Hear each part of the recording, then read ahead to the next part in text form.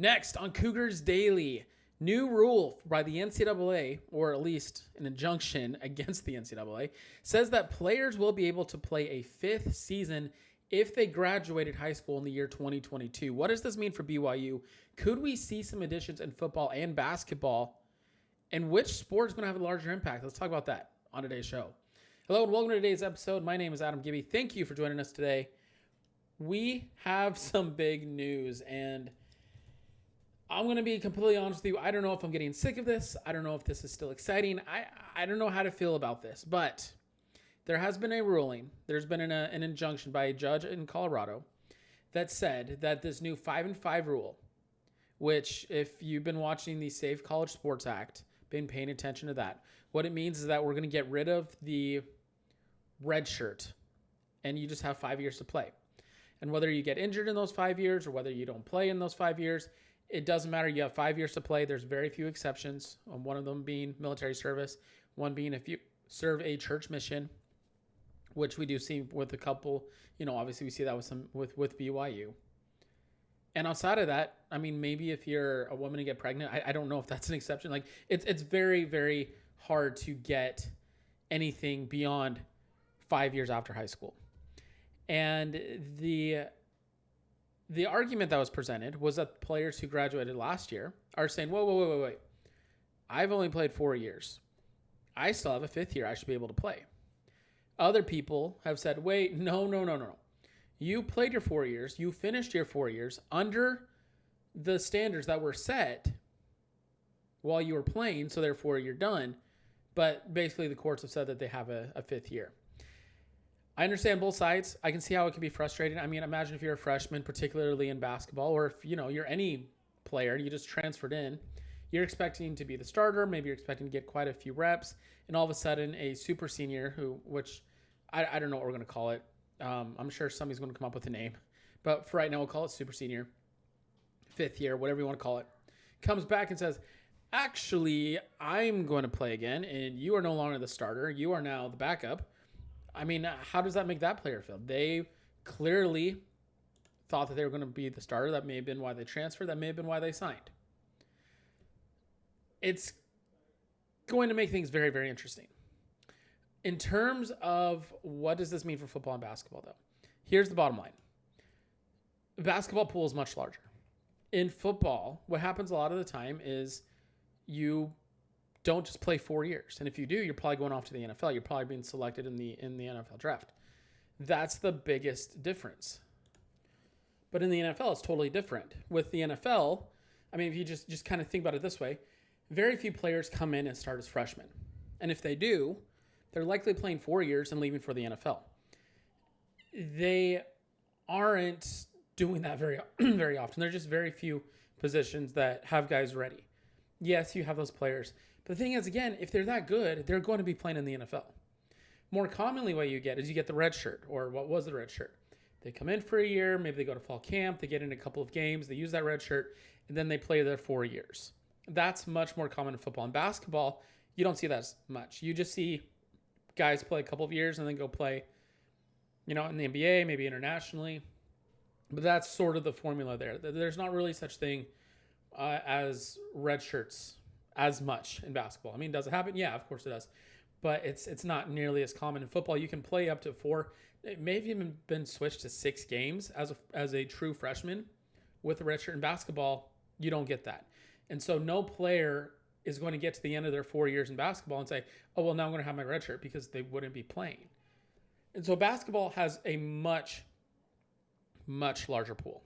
Additionally, when you look at drafting, in the NFL, you have a much higher chance of being drafted. We're looking at 7 rounds. We're looking at only 136 teams. Your odds are just significantly higher versus basketball, where you only have 2 rounds. You have 300 and some odd teams. And you have to remember that a large portion of the draft picks come from, Europe or other international locations. So that also means that, again, you're going to get more players in basketball who play 4 years, and then they have that opportunity to go on and go play internationally, whatever that is. But does that mean that football won't be affected? It could. I think another thing you really got to look at is that the calendar right now in football, some teams have already started fall camp. Other teams have already, finalized their rosters. They're not going to bring that guy in. Now, what does it mean for BYU, though? I mean, truthfully, there's just not a lot of guys.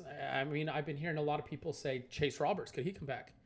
Well, no, because he had a red shirt. He already had his 5 years. Okay, Jack Kelly, well, he got drafted. He's obviously not coming back. Carson Ryan, he got drafted. I mean, you just look at the pool of players that you think, they graduated last year. Could they come back? Most of them had a red shirt. Also in football, you have more injuries, which lead to redshirting. There are a couple of players, but again, I just don't know at this point. The only one that kind of stuck out to me was Waylon Lapuaho. Maybe, just as kind of a experience piece, if he's still in shape, maybe he comes back. But, I mean, I don't know. I think that even if he were to come back, he's a rotational piece. He's not going to be, necessarily a starter. That's kind of it. BYU clearly needs receivers. I don't know you're going to find a receiver who's only played for 4 years, has not had the medical, hasn't had the red shirt, and is now seeking a 5th year. I'm just not sure that guy is out there. Maybe he is. Not that I know of, though. The limitations are very, very limited for football. And I just don't believe at BYU or other teams around the country, I don't see that happening. I don't think it's going to be very common at all. Basketball, on the other hand, now we're talking. Basketball's obviously got a ton of players at BYU and also outside of BYU who did play for 4 years, who did finish their senior season and didn't get drafted, or maybe they did get drafted, but in the NBA, it's so hard to remain on a team if you are drafted outside of the top 15, maybe 20 players, that it might be in the best interest of everybody for those guys to come back, because I believe the draft rights would still be owned. Just as an example, Richie Saunders was drafted by the Grizzlies. Is there a world where the Grizzlies say, hey, we own your draft, okay, you're on our team, but go play at BYU, work on, whatever, get your shot back, but you're going to be more useful, getting reps in the college game than you are if we try to bring you back after, your injury into the NBA? Likely no. Possible. I don't see why not. It could happen, right? What about Keba Keita? He's on a weird 10-day contract thing with the Indiana Pacers. I think in his case, he could absolutely come back. Would BYU want him back? I believe so. Is he the best player BYU could get?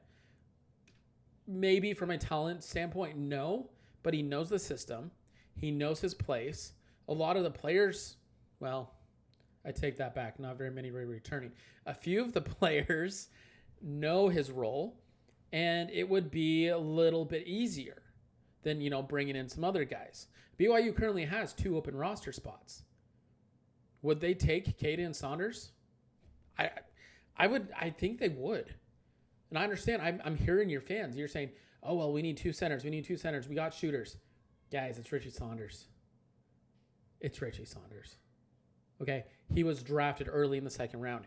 You take that in a heartbeat over taking a chance on someone else, even if somebody who's proven.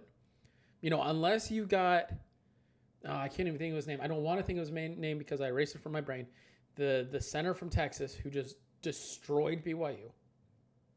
Unless you got that guy, and he's going to lead to a ton of wins, you absolutely take Saunders. Now for Keba Keita,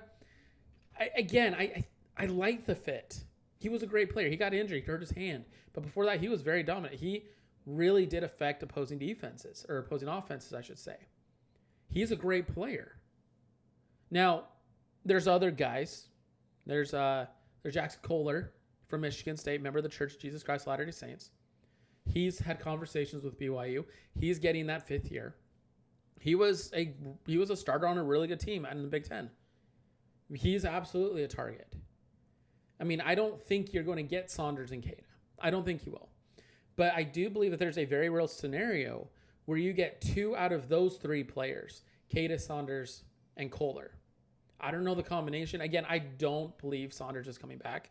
I think those odds are very little, but I wouldn't put him at 0.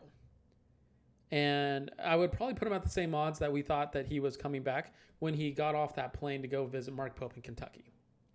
That was about 0. But yeah, he came back. Okay. LJ Martin coming back after he could have gone to the NFL. That felt like an almost 0. Satuola not following Jay Hill to Michigan. That felt like an almost 0. Okay. These things happen.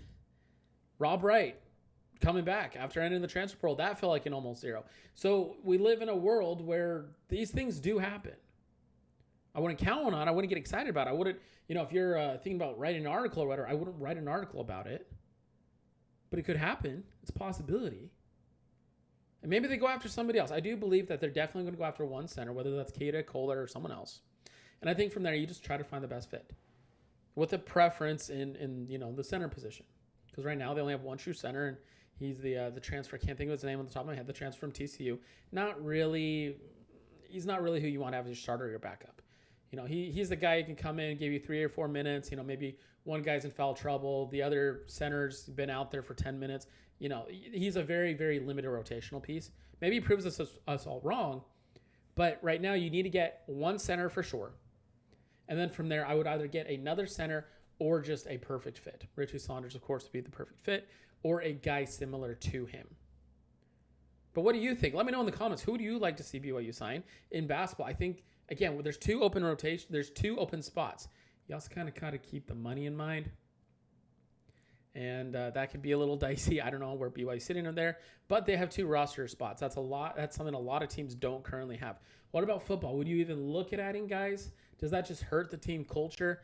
If you're the starting offensive guard and suddenly, you bring a fifth-year guy in, he's going to take your spot. What does that do to the culture of the team? Maybe it's a good thing. I don't know. Let me know in the comments. But it's very interesting. It's very interesting what's going on. And we just keep inching closer and closer and closer to the professional model in both college basketball and college football. I don't like it. I am getting sick and tired of these stories. And I say that as a show host, somebody who's being able to talk about things here on August 3rd. That's great for me in content. But I want to talk about games. I want to talk about players. I want to talk about statistics, things going on the court, on the gridiron. We're getting close, guys. Just think about it. We got less than 4 weeks. Less than 5 weeks. 4 weeks till we're previewing an actual game.